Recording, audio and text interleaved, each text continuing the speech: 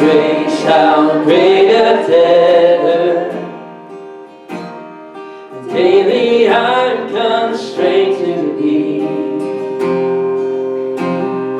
Let thy grace now like a fetter bind my wandering heart to thee. Prone to wander, Lord, I feel it. Prone to leave the God I love. Here's my heart, Lord, take and seal it. Seal it for thy courts above. Sing prone to wander.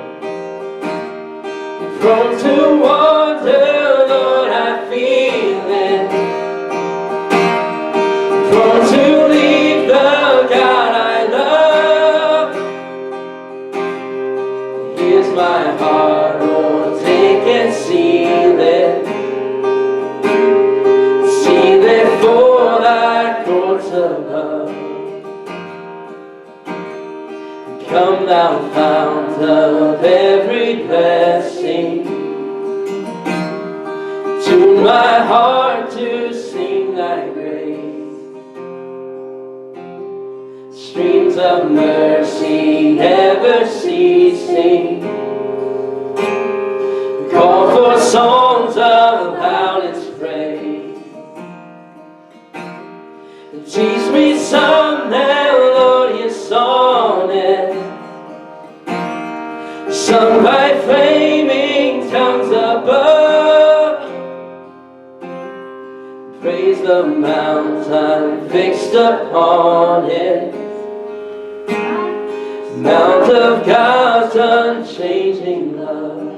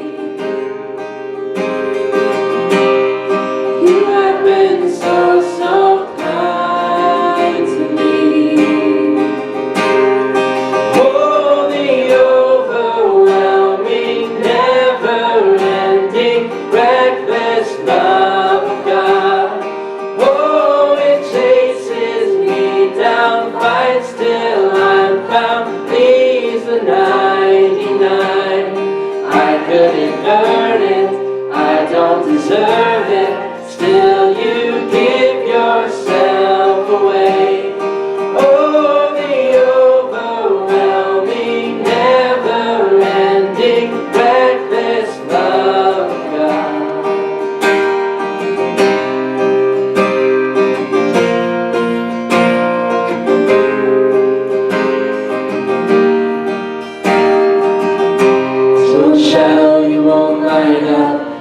mountain you won't climb up, coming after me. There's no wall you won't kick down, lie you won't tear down, coming after me. There's no shadow you won't light up, mountain you won't climb up, coming after me. There's no wall you won't kick down, lie you won't tear down, coming after me. There's no shadow you won't light up, mountain you won't climb up, coming after me.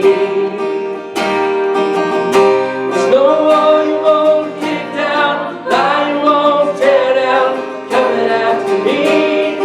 Oh, the overwhelming, never-ending, reckless love of God. Oh, it chases me down, fights till I'm found, leaves the 99. I couldn't earn it, I don't deserve it, still you give yourself away. Oh, the overwhelming, never-ending, reckless love of God.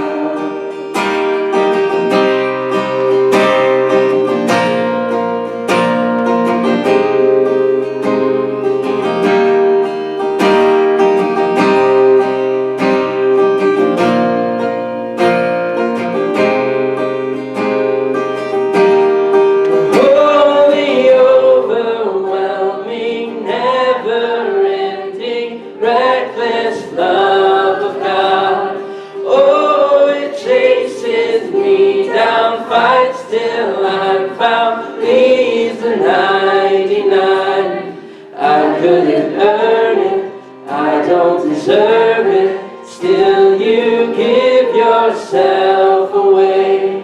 Oh, the overwhelming, never-ending, reckless love of God. Dear Lord, we just come to you this morning. God, we just thank you for your love. God, that you leave the 99 to find the one. God, that once we were lost, but now we are found. God, you love us that much. God, we love that. Nothing else is an experience like it. It's nothing else that we can fathom. God, this morning as we continue just to dive into your word and learn more about you, God, I just pray that God, you would give us receiving hearts just to receive your message this morning. God, we love you. We thank you for your son, Jesus Christ. In his name that we pray. Amen.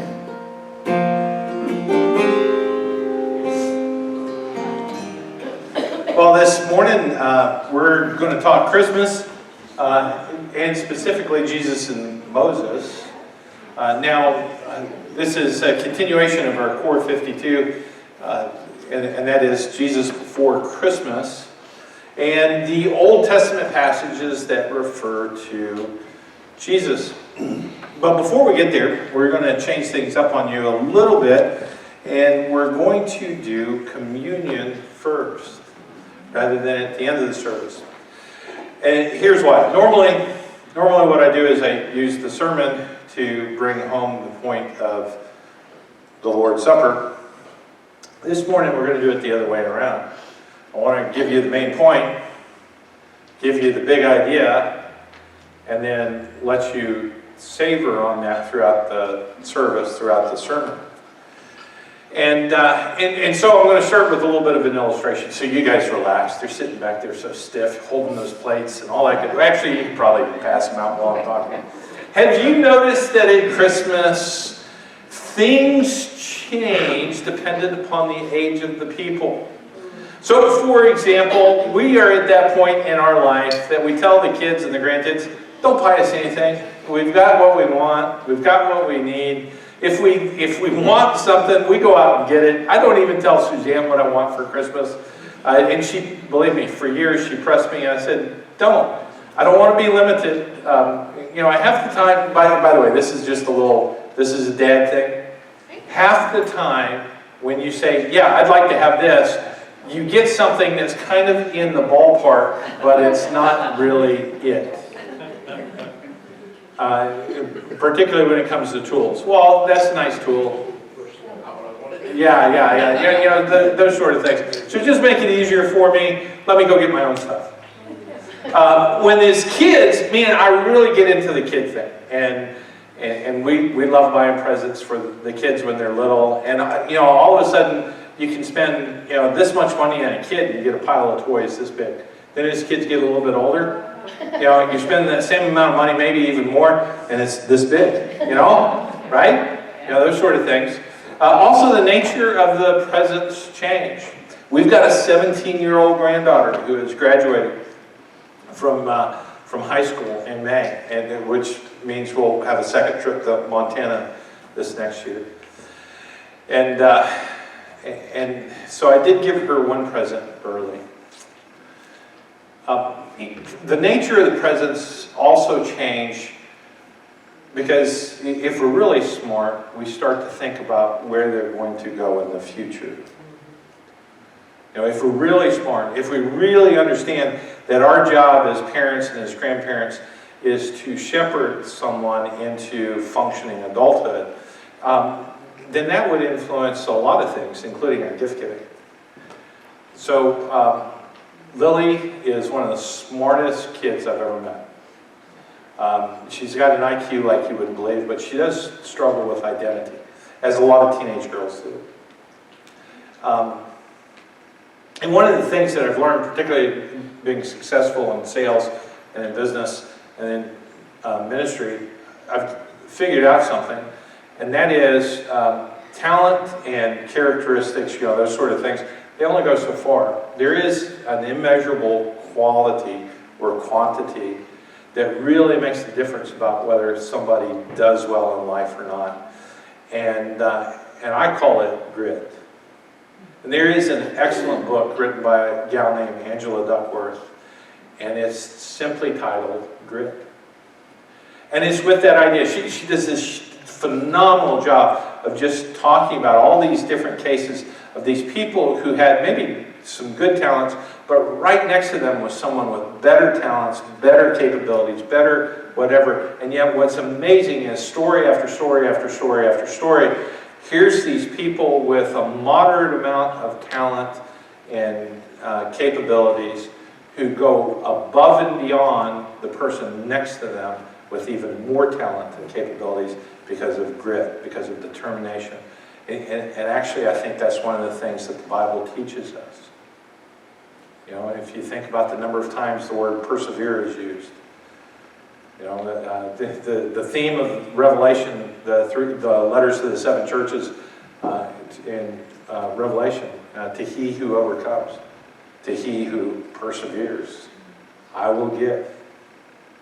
So I got this book for Lily, and I just spent the first few fly pages writing her a note, just talking to her, and really blessing her for the future. That's another thing we've lost in this culture, is we don't give blessings anymore. I really think when you've got a young couple that's getting married, one of the best things a parent can do, don't pay for a wedding. Number one, I think they're stupid. Don't spend $30,000 on one day out of their life when you can take this. Yeah, that's the average cost now. Don't spend $30,000. Give them a blessing. Give them a boost towards the future, and be a whole lot smarter. We've lost that idea. So this was a blessing to Lil. And it was this idea, and here's your grandfather who believes in Jesus, and I really want you to pursue Jesus in your life. I really want you to understand this idea of grit, those sort of things. Now, all of that is just introduction for this communion meditation, because you realize God does the same thing to us. He gives us a blessing. And we need to realize that the Old Testament is nothing more than a lesson. It's a building block. It's a shadow of what comes in the New Testament. And all God can talk about in the Old Testament is Jesus. And then we get to the New Testament, and all we talk about is Jesus. But then God says, I want you to be like my son. I really, really, really want you to understand what it